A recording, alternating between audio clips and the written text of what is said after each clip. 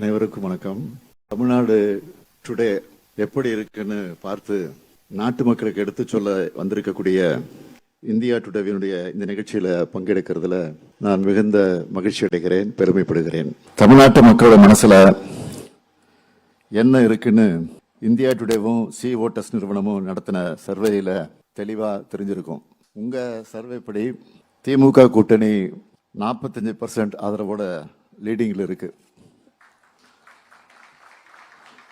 எங்களுக்கும் செகண்ட் பிளேஸ்ல இருக்கக்கூடிய டிஃபரன்ஸ் பார்த்தீங்கன்னா 12%. இங்க பத்திரிகையாளர்கள், அரசியல் ஆர்வலர்கள்னு பலரும் இருக்கீங்க. உங்களுக்கே தெரியும், சிம்பிள் அரித்மெட்டிக் தான். 3% வித்தியாசம் இருந்தால கிளீன் ஸ்வீப் தான். 12%னா அது நிச்சயம் டம்பிங் விக்டரி தான். அது எந்த மாற்றம் இருக்காது. அதுக்குன்னு நாங்க மெத்தனமா இருக்க மாட்டோம். உங்களை பொறுத்த வரைக்கும் இந்த சர்வே ரிசல்ட் எங்களுக்கான பூஸ்ட், அவ்வளவுதான்.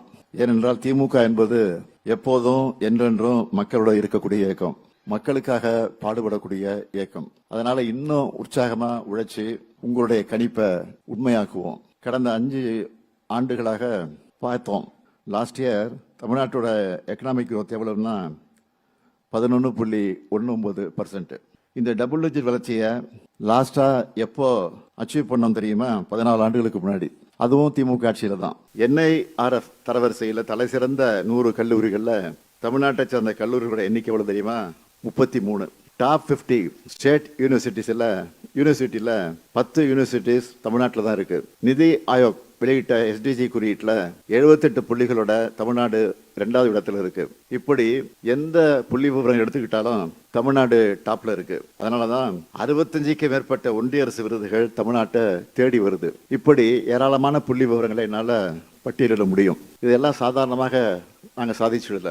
ஏராளமான மக்கள் நல திட்டங்களை செயல்படுத்தி எதிர்காலத்துக்கான முதலீடுகளை செஞ்சு அச்சீவ் பண்ணியிருக்கிறோம். திராவிட மாடல் செயல்படுத்த திட்டங்களை பார்த்து பல்வேறு மாநிலங்கள்ல அந்த திட்டங்களையும் அடாப்ட் பண்ணிக்கணும்னு கேஸ் ஸ்டடி பண்ண ஆபீசர்ஸ் வராங்க. இப்போ கூட எங்களுடைய தோழி விடுதியை மாடலா எடுத்துக்கிட்டு ஒன்றிய அரசு பட்ஜெட்ல ஒரு ஸ்கீம் அறிவிச்சிருக்கிறாங்க. எல்லாருக்கும் தரமான மருத்துவத்தை கொண்டு சேர்க்கணும்னு நாங்க உருவாக்கின மக்களை தேடிய மருத்துவ திட்டத்தை ஐநா அமைப்பே விருது கொடுத்து பாராட்டி இருக்கு. நாங்க பண்றது எல்லாமே முன்னோடி திட்டங்களா மாறி இருக்கு. 1,30,00,000 மகளிருக்கு மாதந்தோறும் 1000 ரூபாய் உரிமை தொகையாக வழங்குகிறோம். 19,30,000 குழந்தைகளுக்கு காலை உணவு அரசு பள்ளிகளில் படிச்சு காலேஜுக்கு போற மாணவிகளுக்கு புதுமை பெண் திட்டத்திலையும் மாணவர்களுக்கு தமிழ் புத்தகம் திட்டத்திலையும் மாதம் 1000 ரூபாய்னு 12 லட்சம் பேருக்கு வழங்குகிறோம். நான் முதலமைச்சராக பொறுப்பேற்றதும் முதல் கையெழுத்தா விடியல் பயணத்தை அறிமுகப்படுத்தினேன். அதுல இது வரைக்கும் பெண்கள் 880 கோடி ரூபாய் 880 கோடி பயணங்களும், திருநர்கள் 48 லட்சம் பயணங்களையும், மாற்றுத்திறனாளிகள் 7 கோடி பயணங்களையும் மேற்கொண்டிருக்காங்க. இதனால அவங்களுக்கு மாதந்தோறும் 800 ரூபாய் மிச்சமாகிறது.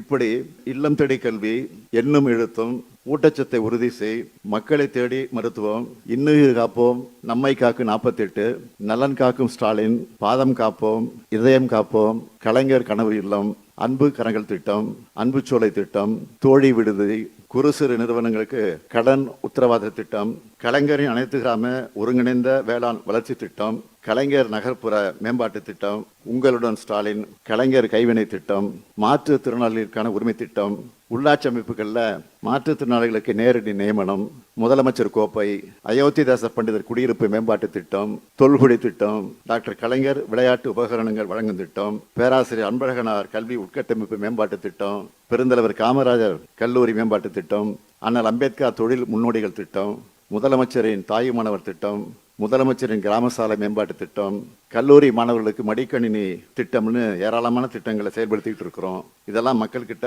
பெரிய அளவில் ரீச் ஆகிருக்கு. திமுக அரசு தொடர்ந்தாதான் தமிழ்நாட்டோட எதிர்காலம் நல்லா இருக்கும்னு மக்கள் எங்க மேல நம்பிக்கை வச்சிருக்கிறாங்க. அந்த நம்பிக்கைக்கு என்னைக்கும் உண்மையா இருக்கணும்னு தான் நாங்கள் உழைச்சிக்கிட்டு இருக்கிறோம். அதே சமயம் இவ்வளவு நன்மைகள் செய்யக்கூடிய திமுக அரசுக்கு ஒன்றிய பாஜக அரசு எப்படியெல்லாம் நெருக்கடிகளை கொடுக்குது என்பதையும் மக்கள் கவனிச்சுக்கிட்டு தான் இருக்காங்க. நிதி பகிர்வு, வரி பகிர்வு, சிறப்பு திட்டங்கள், ரயில்வே திட்டங்கள்னு எல்லாத்தையும் தமிழ்நாட்டுக்கு அநீதியும் துரோகத்தையும் தான் செஞ்சுக்கிட்டு இருக்கிறாங்க. ஏன் இப்போ வெளியிட்ட பட்ஜெட்டில் கூட அவங்க தமிழ்நாட்டுக்கு செஞ்சது என்ன, தமிழ்நாட்டுக்கு நன்மை செய்வாங்கன்னு நம்பி தான் கோரிக்கைகளை வைக்கிறோம். ஆனால் பட்ஜெட்டில் தந்தது 0 தான்.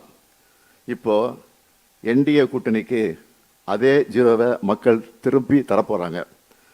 மக்கள் எல்லாத்தையும் பார்த்துட்டு தான் இருக்காங்க. நிர்வாக ரீதியாக இந்த அளவுக்கு இடைஞ்சல் கொடுத்தா ஆளுநரை வச்சும் அவதூறுகளை பரப்பும் அரசியல் ரீதியாக சீண்டி பார்க்குறாங்க. ஊழல் கரைப்படைந்த அத்தனை பேரையும் ஒன்று சேர்த்துக்கிட்டு பொய்களை பரப்பிக்கிட்டு தேர்தலை சந்திக்க வராங்க. இந்த ஊழல் கூட்டணிக்கு பேர் டபுள் இன்ஜின். அந்த டப்பா இன்ஜினோட லட்சணத்தை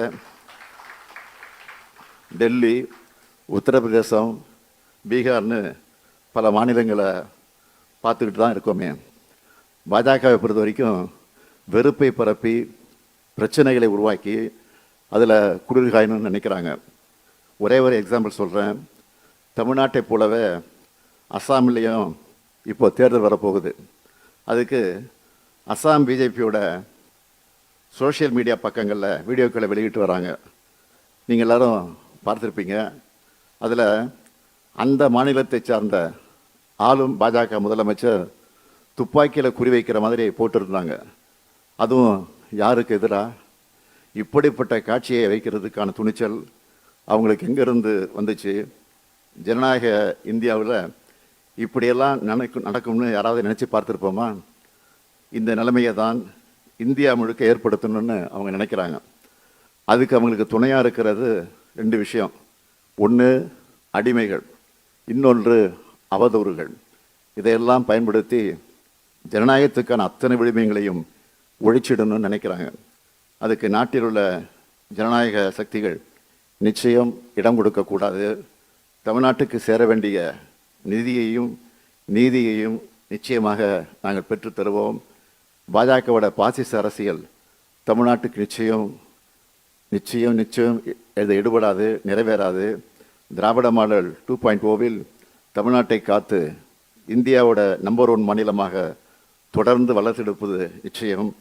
தமிழ்நாடு வெல்லும், இந்தியாவுக்கு வழிகாட்டும். நன்றி, வணக்கம்.